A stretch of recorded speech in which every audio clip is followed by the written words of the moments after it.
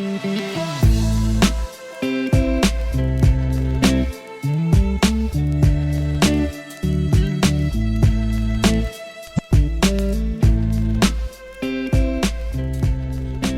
what's up everyone, welcome to this tutorial. In this video I'll be showing you how to add an Inline SVG with the help of JetElements plugin for Elementor.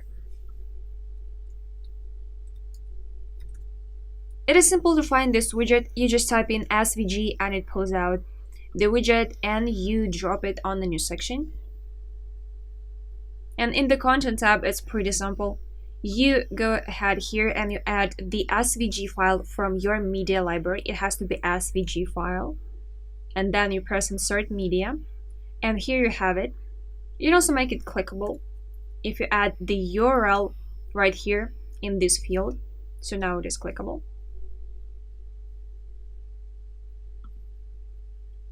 Right, so in the style tab you also got a number of settings such as use custom width. And you will be able to scale this image, just like that. And if you toggle the use aspect ratio option to no, you'll be able to change the width and the height manually, like so.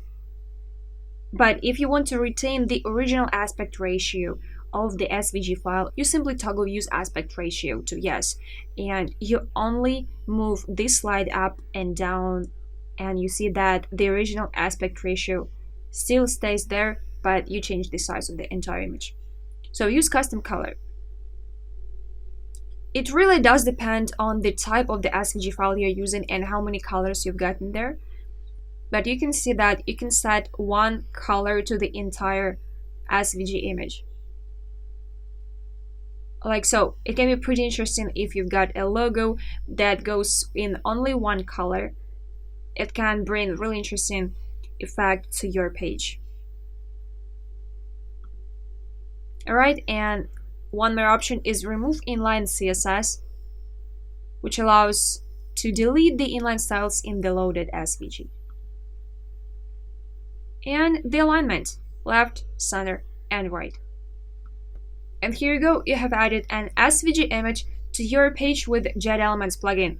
I hope this video was helpful. Thank you so much for watching, and I'll see you in another video.